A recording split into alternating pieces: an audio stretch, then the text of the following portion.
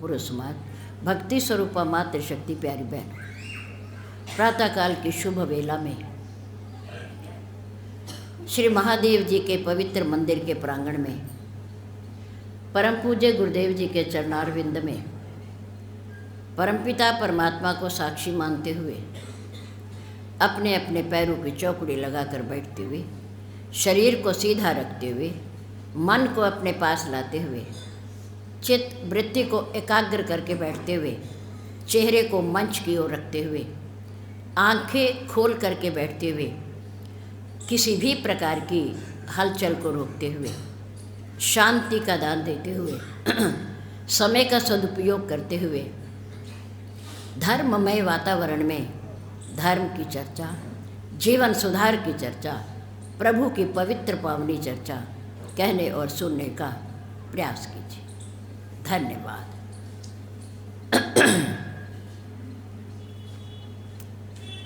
प्रभु की कृपा से, पूज्य गुरुदेव जी के आशीर्वाद से, आप लोगों के सहयोग से और यहाँ की सम्मानित सभा की प्रेरणा से धर्म चर्चा के लिए रखे गए 6 दिन के समय में से आज चौथा दिन है। 2 दिन और मिलकर के बैठेंगे, हरि चर्चा करेंगे भी और सुनेंगे भी। भाग्यशाली वे जीव होते हैं जिनको सत्संग की घड़ियां प्राप्त होती है।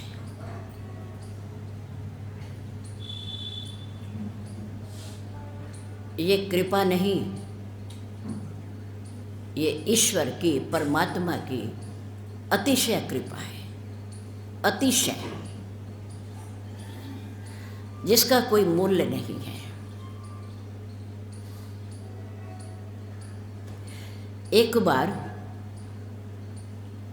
भगवान श्री राम राजा बनने के बाद अपने 3 भाइयों के साथ और वायुपुत्र हनुमान जी के साथ अपने अवधपुरी के उपवन बगीचे में गए। वहाँ जाकर के अभी बैठे ही थे कि ब्रह्मा जी के मानस पुत्र सनक, सनंदन, सनत, सनातन 4 भाई,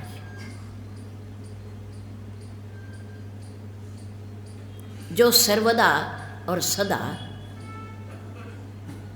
बाल्यकाल में रहते हैं। बाल्यकाल, बालक रूप में, युगों के बीतने के बाद भी वो बालक रहते हैं। ऐसे सनत, सनंदन, सनक, सनातन 4 भाई। उन्होंने भगवान श्री राम जी को उपवन में बैठे हुए देखा।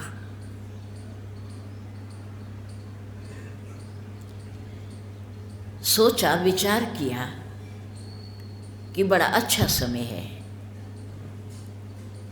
पावन काल है, भगवान एकांत में बैठे हैं उपवन में और राजा रूप में है। क्यों ना नीचे उतर करके उन्हें प्रणाम किया जाए, उनसे वार्तालाप की जाए, समीपता से उनके दर्शन किए जाए। ऐसा सोच करके 4 भाई नीचे उतर गए उपवन में, बगीचे में, जहाँ राम जी थे अपने भाइयों के साथ। प्रभु श्री राम ने 4 भाइयों को, मुनियों को, संतों को योगियों को आते हुए देखा तो उठ करके खड़े हो गए, खड़े हो गए, उन्हें प्रणाम किया।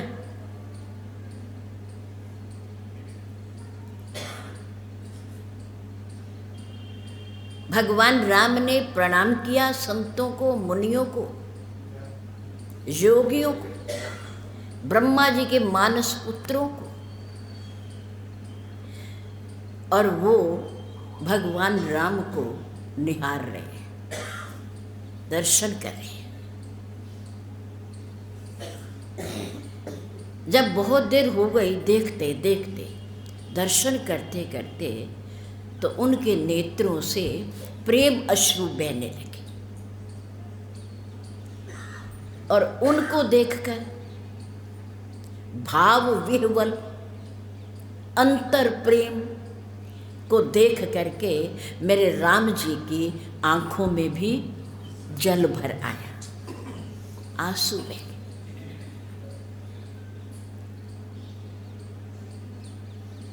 मेरे राम थोड़ा आगे बढ़े, मुनियों का हाथ पकड़ करके लाए और अपना पीतांबर जो रेशमी ओढ़ रखा था राजा रूप में, उसको उतार करके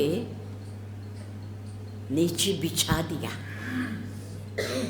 और कहा, आइए बैठिए, मुझे धन्य कीजिए, आइए, आज मैं धन्य हो गया। कौन कह रहा है? प्रभु राम कह रहे, आज मैं धन्य हो गया,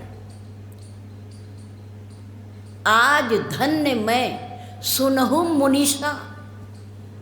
हे मुनिदेव,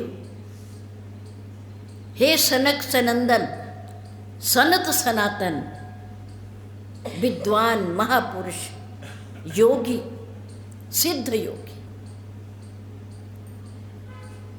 आज कुआं प्यासे के पास चल के आ गया।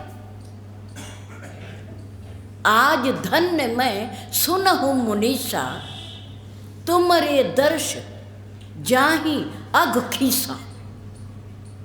अघ में ना पाप, अघ का क्या अर्थ है? पाप। आपके दर्शन करने मात्र से जीवन के पापों का नाश हो जाता है, नाश हो जाता है। ये कौन कह रहे हैं? राम कह रहे हैं। संतों का दर्शन हृदय से, भाव से, विश्वास से किया जाए, श्रद्धा से किया जाए, तो मनुष्य के पापों का नाश हो जाता है। क्योंकि ये हमारे परमात्मा फरमा रहे हैं, हम नहीं कह रहे, शास्त्र में लिखा हुआ है, पढ़ लेना। श्री रामचरितमानस के उत्तरकांड की पंक्ति है ये, मंत्र है ये। आज धन्य मैं सुनहु मुनीषा, तुमरे दर्श जाहि अघ खीसा। मेरे पाप खिसक गए। भगवान कोई पाप करता है क्या? ईश्वर कोई पाप करता है? पर नहीं, नम्रता, उनकी नम्रता महान पुरुषों के सामने। और क्या कहा? बड़े भाग पाए सत्संगा। आप आए तो मानो सत्संग चल के आ गया, आप आए तो मानो सत्संग चलकर आ गया। क्यों? कि जब कोई संत मिलता है तो भगवत चर्चा होती है, राम चर्चा होती है, कुछ सुनने को मिलता है, धर्म चर्चा होती है जब कोई संत मिलता है तो। प्रभु राम ने कहा, आज मेरे पास स्वयं चल कर के गंगा, यमुना, सरस्वती आ गए, आज मैं धन्य हो गया, आज धन्य मैं सुनहु मुनीषा, तुमरे दर्श जाई अग खीसा, बड़े भाग पाए सतसंगा, बिनहि प्रयास होई भव भंगा। बड़े भाग्य से आप जैसे मुनियों के दर्शन होते, स्पर्श मिलता है, संपर्क मिलता है, सानिध्य मिलता है। बड़े भाग से, बड़े भाग पाए सत्संगा, बिनहि प्रयास होई भव भंगा। मेरे बड़े भाग है आज कि घर बैठे ही आप जैसे मुनियों के दर्शन हो गए। ये प्रभु की कृपा होती है। अतिशय कृपा जाहि पर होई, पाँव देहि एहि मार्ग सोई। विभीषण ने कहा, अब मोई भा भरोस हनुमंता, बिनु हरि कृपा मिले नहीं। बिनु सत्संग विवेक न होई, पर राम कृपा बिन सुलभ न सोई। ये सत्संग, राम की कृपा, महान पुरुषों का आशीर्वाद, उसके बिना प्राप्त नहीं होता। इसका अर्थ ये है, आज बसंत पंचमी के पावन पर्व पर आया बसंत और पाला उड़ंत। ऐसे ये कहावत चरितार्थ भी हो रही है ना। आज से कुछ दिन पहले कैसा वायुमंडल था, कैसा वातावरण था, कैसा मौसम था। भगवान सूर्य के दर्शन भी नहीं हो रहे थे महीने भर से, महीने भर से। और अब उनके दर्शन भी हो रहे हैं, प्रकाश भी हो रहा है, रोशनी भी हो रही है, सर्दी भी कम हो रही है। आप खुलकर आ जा रहे हो, खुलकर। आया बसंत पाला उड़ंत। और बसंत का क्या अर्थ है? ज्ञानदात्री, कंठ में निवास करने वाली माँ, ज्ञानदायिनी, विद्या की देवी माँ सरस्वती का आज पूजन होता है। हर विद्यार्थी उनके श्री चरणों में प्रणाम करता है, विद्या के लिए, ज्ञान के लिए प्रणाम करता है। और विद्यालय, विद्या के घर, स्कूल, जहाँ बच्चे ज्ञान प्राप्त करते हैं, पढ़ते हैं, वहाँ पर माँ सरस्वती के आगे दीपक प्रज्वलित किया जाता है, उनकी स्तुति की जाती है, उन्हें नमन किया जाता है, उनका आशीर्वाद लिया जाता है। जब देवताओं ने भगवान राम को वन भिजवाना था देव कार्य के लिए, तो उन्होंने मिल करके प्रार्थना की थी। किससे? माँ सरस्वती से, क्योंकि बुद्धि को यही घुमा सकती है, जीवा पर यही बैठ सकती है आकर, यही प्रेरणा दे सकती है। देवताओं ने कहा, माँ आज यदि कोई हमारी रक्षा कर सकता है तो वो आप हो। आप अवधपुरी में जाओ, किसी व्यक्ति को अपना सुपात्र चुनो, उसकी जीवा पर सवार हो करके इस राज रस को भंग कर दो। जो राजा दशरथ अपने प्रिय पुत्र, ज्येष्ठ पुत्र राम को युवराज पद देना चाहते हैं, हम चाहते हैं कि वो युवराज पद न दे, भगवान राजा न बने, पहले वो हमारा कार्य करें फिर राजा बने, फिर राजा बने, और केवल अवध के राजा न बने, पूरे ब्रह्मांड के राजा बने, पूरे ब्रह्मांड में एक छत्र राजा बने, केवल अवध के ना बने। तो माँ सरस्वती ने देव कार्य के लिए महारानी कैकेयी की दासी किसको चुना? मंथरा को चुना, मंथरा को। मंथरा माँ कैकेयी के साथ आई थी दहेज में, क्योंकि महारानी कैकेयी सरल स्वभाव, बड़ी सीधी, निष्कपट और भगवान राम से अतिशय प्रेम करने वाली, अतिशय प्रेम। लेकिन मंथरा बड़ी चतुर दासी, वो इनकी रक्षा के लिए आई, क्योंकि राजा दशरथ की ये तीसरी शादी, तीसरा विवाह था। इसके साथ कोई धोखा ना हो जाए, मंथरा आई। मंथरा ने जैसे ही सरस्वती जीवा पर आकर सवार हुई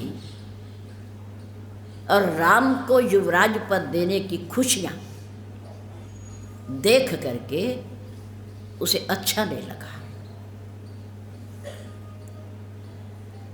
महारानी कैकेयी के महलों में गई और उसने माँ को भगवान राम, राजा दशरथ और महारानी कौशल्या तीनों के विरोध में भड़काया। राम, राजा दशरथ और महारानी कौशल्या तीनों के विषय में। राम राजा बन गए तो तुम क्या बनोगी और भरत क्या करेगा? राम को युवराज पद मिल गया, उत्तराधिकारी बन गए, तो कौशल्या क्या बन जाएगी? और राजा दशरथ ने आपके साथ विश्वासघात किया है, भड़काना, जबकि ये तीनों बातें असत्य हैं। भ्रातृ प्रेम मेरे राम का अपने भाइयों के साथ एक आदर्श है, एक नमूना है हमारे समाज के लिए। और महारानी कौशल्या को तो पता ही नहीं है कि युवराज पद मिलने वाला है, क्योंकि गुरुदेव से आज्ञा लेने के बाद राजा दशरथ महलों में रात्रि में गए, दिन में गए ही नहीं, तैयारी में लगे रहे, क्योंकि प्रातःकाल राम को युवराज पद देना है। रात्रि में गए और रात्रि में भी सबसे पहले किसके महल में गए? महारानी कैकेयी के महल। शास्त्रकार लिखते हैं कि अगर उस रात्रि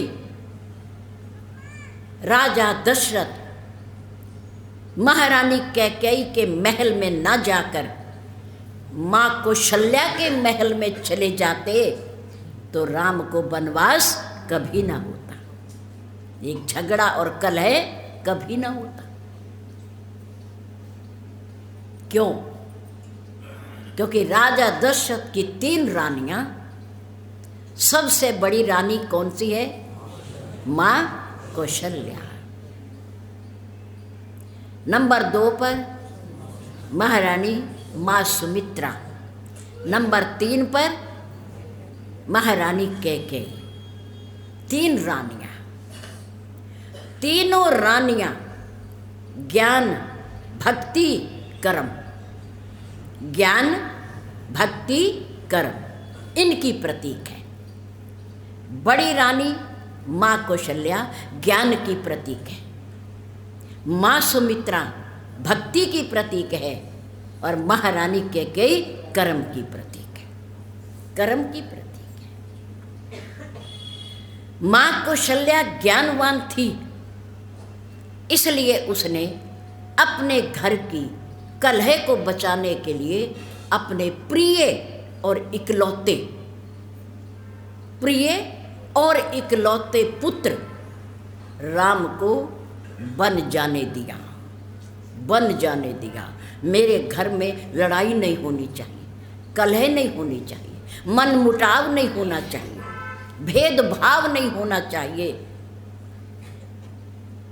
कैकेयी ने तो किया सो किया, लेकिन मैं नहीं करूँगी। क्यों? माँ कौशल्या ने कहा, देखो राम, तुम्हारे पूज्य पिता तुम्हें युवराज बना रहे थे, उत्तराधिकारी बना रहे थे, अपना राजा बना रहे थे।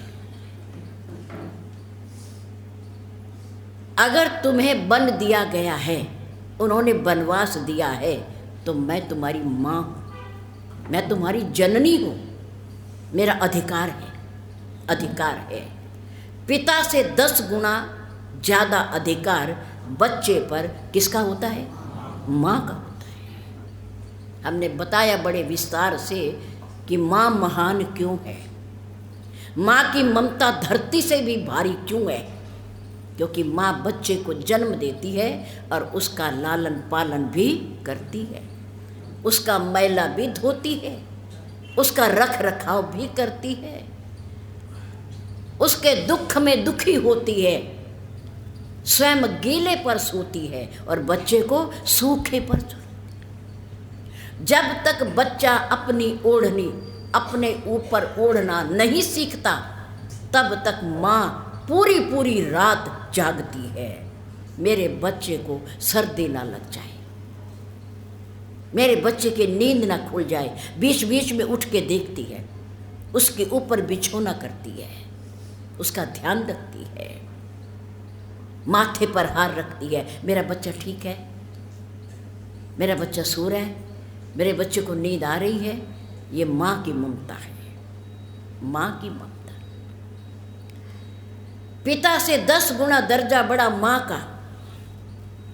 मेरी माँ ने कहा, देखो राम, मेरा अधिकार है, मैंने तुम्हें पाला है, मैं तुम्हें रोक सकती हूँ बन जाने को, तुम बन नहीं जाओगे, मेरा राम बन नहीं जाएगा। भगवान राम ने कहा, माँ,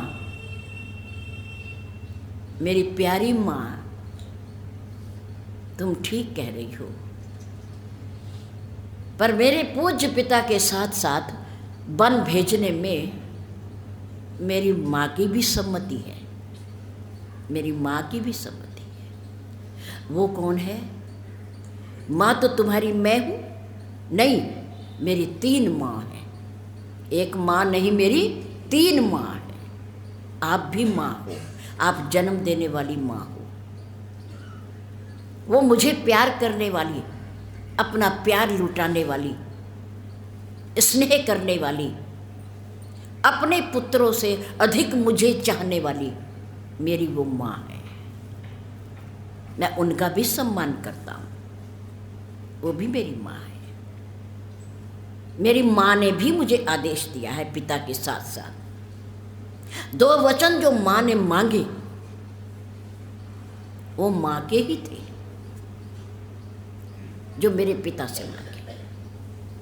अब माँ कौशल्या ज्ञानवान है, वो लाचार हो गई। उसने कहा, राम, तुम्हारे पूज्य पिता के साथ साथ अगर महारानी कैकेयी का भी आदेश है कि राम बन जाएगा, तो राम बन जाएगा, राम बन जाएगा। क्यों?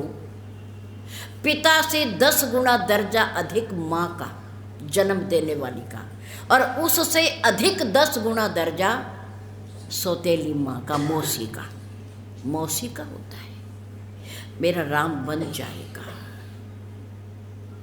ज्ञानवान। अगर माँ कौशल्या ज्ञान ना विचार ना करती, ज्ञानवान ना होती, तो अयोध्या के 4 टुकड़े हो गए होते। कितने? 4 टुकड़े हो जाते। लेकिन ज्ञान का सहारा। माँ कौशल्या ज्ञान का प्रतीक है, माँ सुमित्रा भक्ति की प्रतीक है। माँ सुमित्रा के कितने पुत्र हैं? 2। कौन कौन से? श्री लक्ष्मण जी और शत्रुघ्न जी। मेरी माँ ने अपने दोनों पुत्रों को अपनी सौतन के पुत्रों को दे दिया। अपने पुत्रों को अपनी दोनों सौतन के पुत्रों को दे दिया। एक बेटा राम की सेवा में और एक बेटा भरत की सेवा, भरतलाल की सेवा। भक्ति भक्ति देना जानती है, भक्ति देना जानती। भक्ति में समर्पण है, समर्पण। प्रभु जो कुछ है सो तेरा, तेरा तेरा तुझको सौंपते क्या लागे है मेरा। प्रभु तेरा है, तू ही तू है, देने वाला भी तू है और लेने वाला भी तू ही है, लेने वाला भी तू ही, तेरा ही। माँ सुमित्रा ने कहा, एक भाग कौशल्या ने दिया, एक भाग कैकेयी ने दिया। उन्होंने मुझे दिया, लेकर के मुझे दिया, मैं ही क्यों रखूं? मैं भी दे रही हूं, मैं भी दे रही हूं। समर्पण, भक्ति में समर्पण होता है। इसलिए माँ सुमित्रा ने अपने दोनों पुत्र दे दिए, एक भी नहीं रखा। एक राम जी की सेवा में, एक भरतलाल जी की सेवा में दे दिया। भक्ति, माँ सुमित्रा भक्ति की प्रतीक है। नंबर 3, महारानी कैकेयी कर्म की प्रतीक है, कर्म की प्रतीक है। कर्म की क्या परिभाषा है कि कर्म करो और फल मिल जाए, कर्म करो और फल मिल जाए। कर्म करने वाला कर्म का फल तुरंत चाहता है, तुरंत चाहता है। महारानी कैकेयी ने कर्म किया, अपने वरदान मांगे, 2 वचन मांगे। राजा दशरथ ने कहा, महारानी आज तू इतनी निष्ठुर, इतनी कठोर, और उस राम के प्रति जिसको तुम चाहती हो, कौशल्या से भी ज्यादा प्यार करती हो, और राम तुम्हारे से करता है, तुम्हारे से। माँ का भोजन छोड़कर तुम्हारी गोदी में आकर बैठता है, भोजन मांगता है। ऐसे राम, ऐसे राम के लिए तुम वन मांगते। ऐसा करते हैं कि भरत ननिहाल में है, मैं आज ही भरत को बुला लेता हूं और राम की जगह उसे राज तिलक कर देता हूं। पर राम को वन मत भेज, राम को वन ना भेज। मेरे भरत राम दुई आँखी, सत्य कहूं कर शंकर साखी। भगवान शंकर मेरे साक्षी हैं, मेरे गवाह हैं, जानते हैं कि राम और भरत के लिए मेरे मन में कोई भेद नहीं है, कोई अंतर नहीं है। मैं तेरे भरत को दे दूंगा राज, कोई बात नहीं। और ना ही राम राज के भूखे, मेरा राम तो राज्य का भूखा भी नहीं है, वो तो चाहता भी नहीं। ये तो मैं दे रहा हूँ, मैं दे रहा हूँ। मेरा राम तो इच्छा नहीं करता, उसकी कोई इच्छा, कोई कामना नहीं उसकी, ये तो मैं दे रहा हूँ। और अभी उन्हें पता भी नहीं है। राम को वन मत जाने दे रानी। महारानी कैकेयी ने कहा, देखो राजन, प्रातः काल होते ही अगर राम वन नहीं गए तो मेरा मरना निश्चित है। राजा दशरथ ने कहा, अच्छा तो सुन, राम प्रातः काल वन ना गए तो तेरा मरना निश्चित है, और राम वन चले गए तो मेरा मरना निश्चित है। जाना और ना जाना, जाना और ना जाना। चले गए तो मैं मरा, और ना गए तो तुम मरी। दोनों में से एक को मरना जरूर है, जरूर मरना है। अब तू बता दे कि किसे मरना चाहिए, कौन मरे। महारानी कैकेयी ने कहा, देखो राजन, अगर राम वन चले गए तो राम का और तुम्हारा यश चारों तरफ फैलेगा, तुम्हारी बड़ाई होगी, लोग प्रशंसा करेंगे कि देखो सत्यवती राजा दशरथ ने अपने प्रिय पुत्र का त्याग कर दिया, धर्मनिष्ठ राजा ने धर्म का पालन किया है, धर्म का पालन किया है। कितने बढ़िया राजा हैं रघुकुल के, सूर्य वंश के, आपकी चारों तरफ प्रशंसा होगी। अगर आप यश लेना चाहते हो, बड़ाई लेना चाहते हो, धर्मनिष्ठ बनना चाहते हो, सत्यवादी बनना चाहते हो, तो राम बन जाएगा, राम बन जाएगा।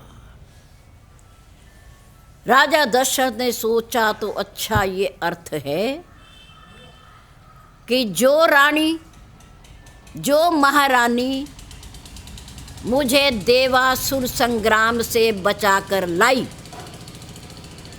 जिसने मेरे प्राणों की रक्षा की, समय की प्रबलता देखिए, परिवर्तनशील है समय, बड़ा बलवान है, कि आज वही रानी मेरे प्राणों को लेने के लिए तैयार बैठी है, तैयार बैठी है। राम वन चला गया तो दशरथ चला गया, मानो दशरथ के प्राण चले गए।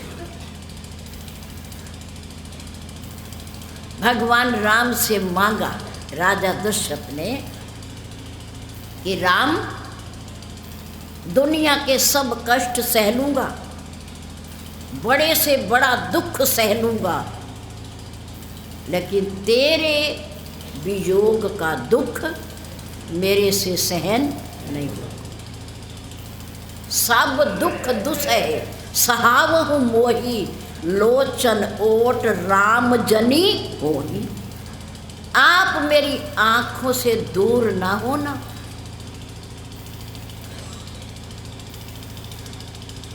जैसे सांप मणि के बिना तड़प कर मर जाता है, मछली जल के बिना तड़प कर मर जाती है, ऐसे ही राम मैं तेरे बिना, मैं तुझको देखे बिना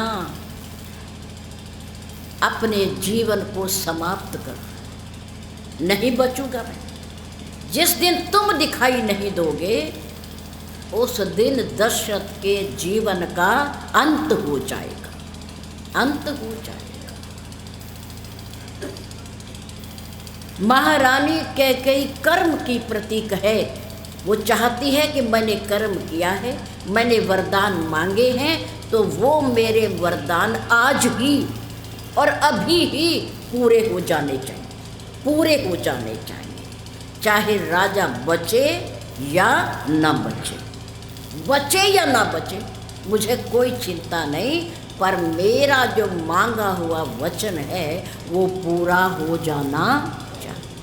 कर्म की प्रति, कर्मशील व्यक्ति कर्म करता है और चाहता है कि आज ही पूरा हो जाए, इसका फल मुझे आज ही मिल जाए, इसका परिणाम आज ही निकल जाए। ये रानी कैकेयी की भावना है, क्योंकि वो कर्म की प्रतीक है। माँ सुमित्रा भक्ति की प्रतीक है, महारानी कौशल्या ज्ञान की प्रतीक है। तीन रानियाँ, तीनों अलग अलग, तीनों के विचार अलग अलग, ज्ञान, भक्ति और कर्म, ये तीन ही रास्ते हैं दुनिया में भगवान की तरफ बढ़ने के लिए, ईश्वर को खुश करने के लिए, परमात्मा को पाने के लिए। ये तीन ही रास्ते हैं, ज्ञान, भक्ति और कर्म, इसके अलावा कोई चौथा रास्ता नहीं है। ज्ञान, भक्ति और कर्म। तीर्थों का राजा प्रयागराज आपने देखा, दर्शन किए, स्नान भी किया होगा कभी कभी जीवन में, नहीं किया तो करना चाहिए, क्योंकि वो तीर्थों का राजा है। प्रयागराज संगम है वो, किसका किसका संगम है? कितनी नदियों का? 3। कौन कौन सी?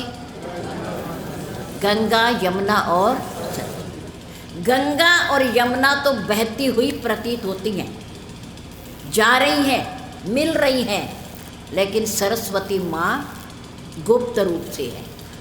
सरस्वती माँ गुप्त रूप से या नीचे से मिल रही है वो।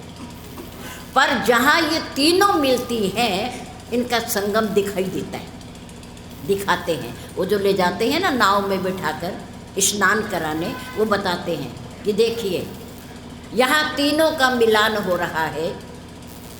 गंगा जी का जल हरेपन पे है, यमुना जी का जल श्याम वर्ण का है, और सरस्वती जी का जल श्वेत, सफ़ेद सफ़ेद वर्ण का है। मुद मंगलमय संत समाजू, जो जग जंगम तीरथ राजू। जैसे गंगा जी प्रयागराज तीर्थ में संगम में 3 नदियों का मिलन होता है, ऐसे सत्संग रूपी प्रयागराज में भी 3 नदियों का मिलन होता है। ये भी प्रयागराज है। संतों के आगे बैठकर जब हम सत्संग सुनते हैं, डुबकी लगाते हैं, अपने मन को तृप्त करते हैं, तो वो भी प्रयागराज है। मुद मंगलमय संत समाजू, जो जग जंगम तीरथ राजू। नीचे दिया, ये संगम कैसे है, ये प्रयागराज कैसे है, ये तीर्थों का राजा कैसे है। राम भक्ति जय सुरसरी धारा। प्रयागराज में मिलने वाली गंगा जी की धारा क्या है? राम की भक्ति, राम की भक्ति। राम की भक्ति ही गंगा है। इस प्रयागराज सत्संग रूपी तीर्थराज में मिलने वाली राम भक्ति जय सुरसरी धारा, सरसई ब्रह्म विचार प्रचारा। सरसई मैंने सरस्वती, सरस्वती नंबर 2 पर ब्रह्म विचार ज्ञान। सरस्वती क्या है? ज्ञान। गंगा जी भक्ति का प्रतीक और सरस्वती जी ज्ञान का प्रतीक। भक्ति तो दिखाई देती है, लेकिन ज्ञान दिखाई देता है। दिमाग में रहता है ज्ञान। ज्ञान कहाँ रहता है? यहाँ रहता है। प्रभु महान है, प्रभु निर्गुण भी है, साकार भी हैं। प्रभु बड़े दयालु हैं, प्रभु बड़े कृपालु हैं।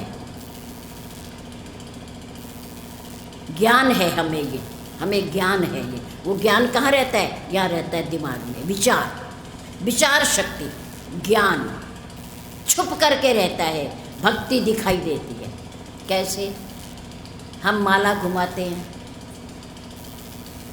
आंख बंद करके ध्यान लगाते हैं, भगवान भोलेनाथ जी के ऊपर जल समर्पित करते हैं, फूल चढ़ाते हैं, भोग लगाते हैं। ये क्या है? भक्ति। क्या है ये? भक्ति। राम भक्ति जय सुरसरी धारा, सरसई ब्रह्म विचार प्रचारा। विधि ने खेद में कलिमल हरणी, कर्म कथा रवि नंदनी बरनी। यमुना जी किसकी पुत्री हैं? हैं? सूर्य भगवान की, यमराज की बहन है। सूर्य जी की पुत्री हैं। कौन? यमुना जी। सूर्य भगवान कर्म के प्रतीक हैं। क्या है वो? कर्म के प्रतीक हैं। प्रातः काल समय से उदय हो जाते हैं, दुनिया को प्रकाश देते हैं, ऊष्मा देते हैं, जीवन को सुचारू रूप से चलाते हैं। हर प्राणी को जीवन दान देते हैं, धरती को भी, फसलों को भी जीवन दान देते हैं। कर्म का प्रतीक हैं भगवान सूर्य, कर्म का प्रतीक हैं, और उनकी पुत्री यमुना भी कर्म की प्रतीक है। विधि निषेध में कलिमल हरणी।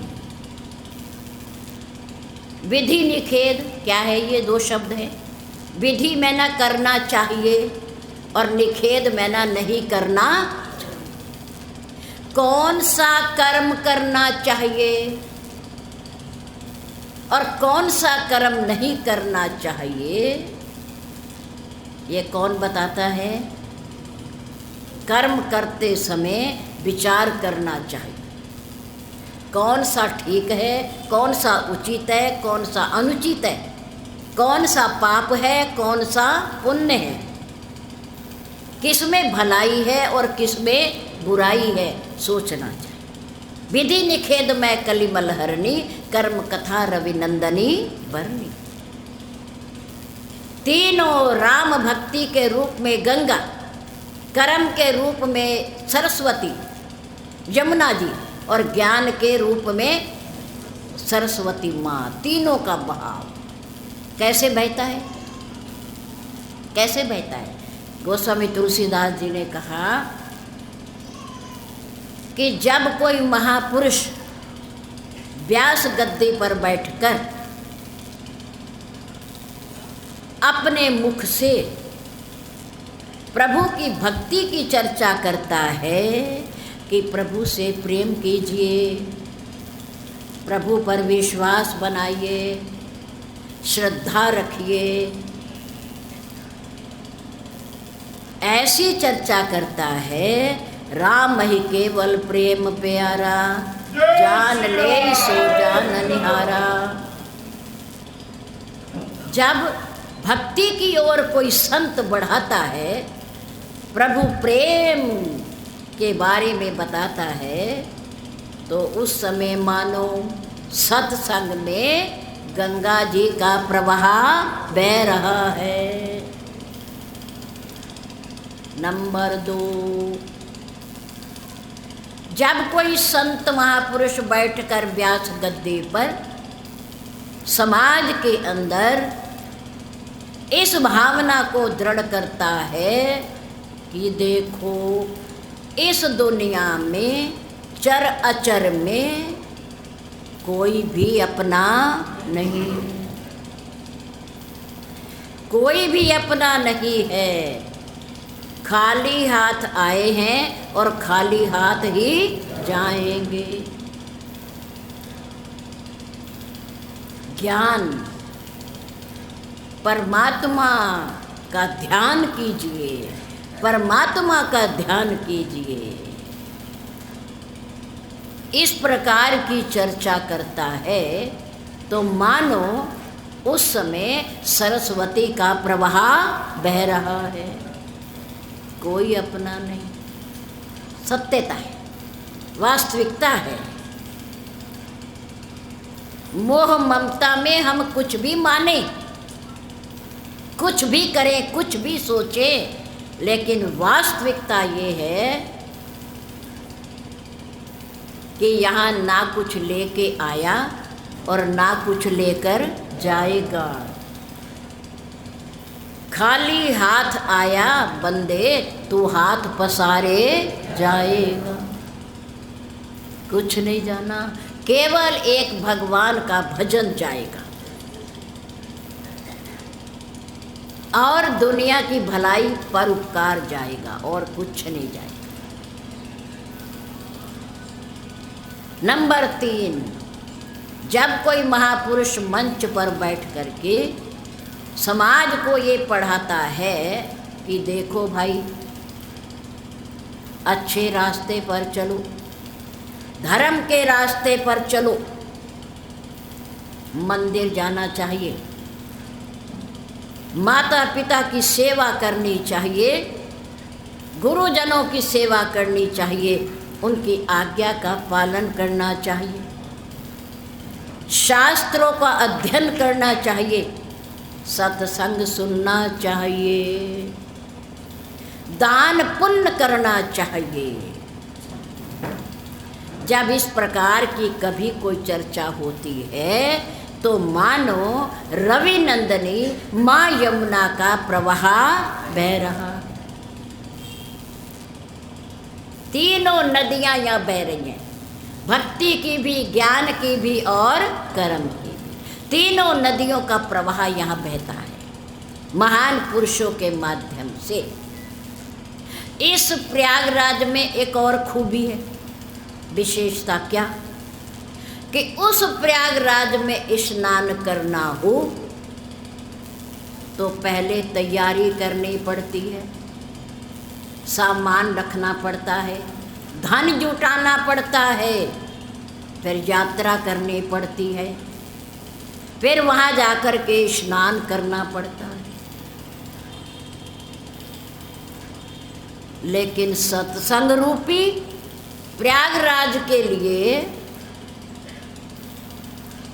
क्या करना पड़ता है? क्या करते हो? प्रातः काल उठ करके 1 घंटे का दान, कितना? 1 घंटे 1.5 घंटे के दान के परिणाम स्वरूप आप इस प्रयागराज में डुबकी लगा लेते। बढ़िया है ना? निःशुल्क है, निःशुल्क, कोई फीस नहीं है इसकी।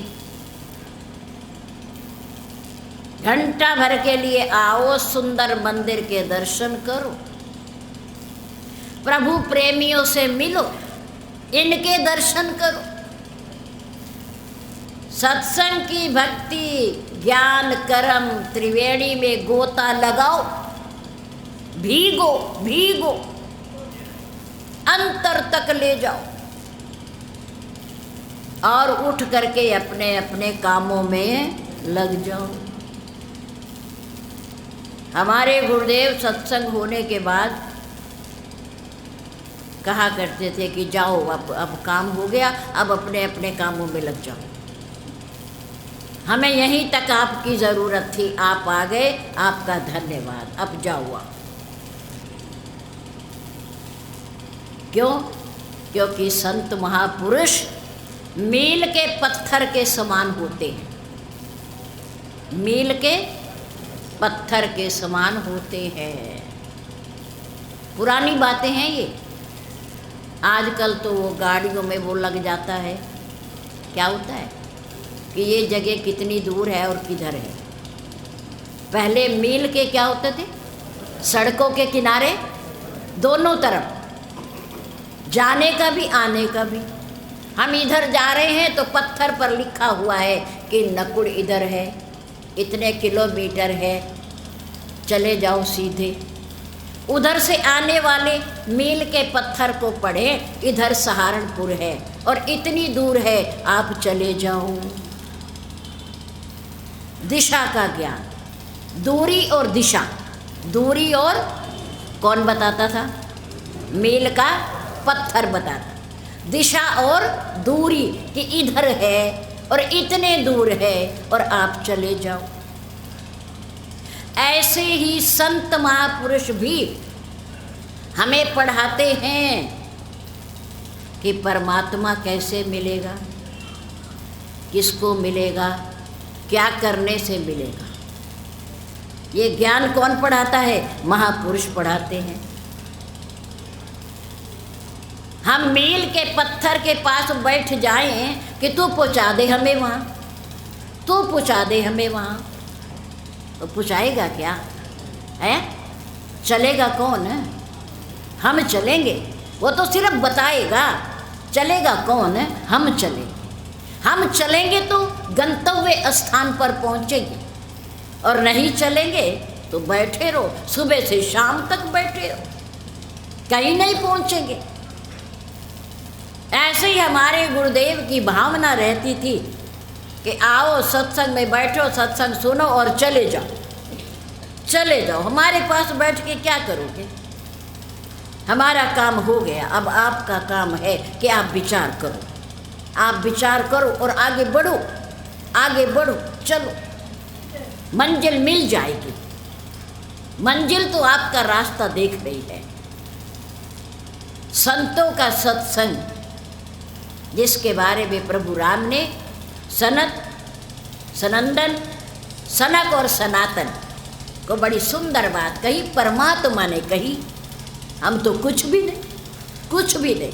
ईश्वर कह रहा है कि बड़े भाग पाए सत्संगा, बिनहि प्रयास होई भाव भंगा। इस भाव सागर का आवागमन मिट जाएगा, आना और जाना खत्म हो जाएगा जब हम सत्संग के माध्यम से ऊपर उठेंगे, ऊपर उठेंगे, आगे बढ़ेंगे, मील के पत्थर की बात को मानेंगे, उसके पास नहीं बैठेंगे, उसकी बात माननी है, उधर चलना है तो मंजिल पर पहुंच ही जाएंगे। इसलिए सत्संग प्रथम पाठशाला है। भक्ति के पथ के पथिक के लिए सत्संग क्या है? प्राथमिक पाठशाला, पहली पाठशाला, पहली सीढ़ी। मेरे राम ने कहा प्रथम भक्ति क्या है? सत्संग। प्रथम भक्ति कोई नहीं। पहली प्राथमिक पाठशाला, पहली सीढ़ी सत्संग है। उसके बाद क्या है? सेवा। उसके बाद सेवा किसकी? परमात्मा की, पूज्य गुरुदेव की और पूज्य माता पिता की। इन तीनों मूर्तियों की सेवा कर लो, पूजा कर लो, नमन कर लो तो भगवान आपको यही मिल जाएंगे। जय श्री राम, जय श्री राम। भरतलाल जी ने प्रयागराज से मांगा, आप भी मांगा करो जब जाओ तो। गंगा जी से मांग लिया करो, यमुना जी जाओ तो वहाँ से मांग लिया करो, प्रयागराज जी जाओ तो वहाँ से मांग लिया करो। क्या मांग लिया करो? वो मांग लिया करो जो भरतलाल ने मांगा। दुनिया की चीज़ें ना मांगा करो, छोड़ जानी है, एक दिन छूट जानी है। ये ले जाने की कोई व्यवस्था नहीं है, ऊपर ले जाने की कोई व्यवस्था, वाहन नहीं है कोई। खाली आए थे और खाली जाना है। हाथ जोड़ करके परमात्मा के समक्ष जब खड़े हो, सदगुरुदेव के सामने जब खड़े हो, उनके श्री चरणों में या तीर्थों पर जाएं तो एक ही बात मांगे जो भरतलाल जी ने मांगी, झोली पसार कर। आप तीर्थों के राजा हो, आपके पास सब कुछ है, अर्थ धर्म काम मोक्ष सब कुछ है आपके पास, पर मैं आपसे कुछ नहीं मांगता। जाओ, मैं आपसे कुछ नहीं मांगता, मुझे इनमें से कुछ भी नहीं चाहिए। अब प्रयागराज जी ने कहा, तीर्थराज ने, मेरे पास तो ये चारों चीज़ें हैं और ये चारों को नहीं मांगते, ये चारों नहीं, पांचवी क्या मांगेंगे, मेरे पास तो है ही नहीं। बड़ी सुंदर बात कही, अर्थ न धर्म न काम रुचि। अर्थ, धर्म और काम।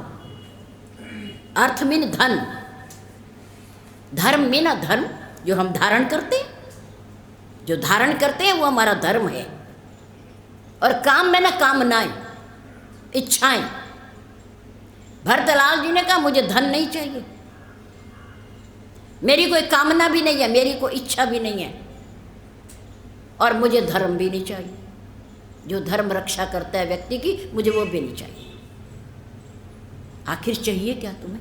पद न चो हमें निर्वाण, निर्वाण में ना मोक्ष, मुझे मुक्ति भी नहीं चाहिए। तो मुक्ति तो हर आदमी की कामना होती है।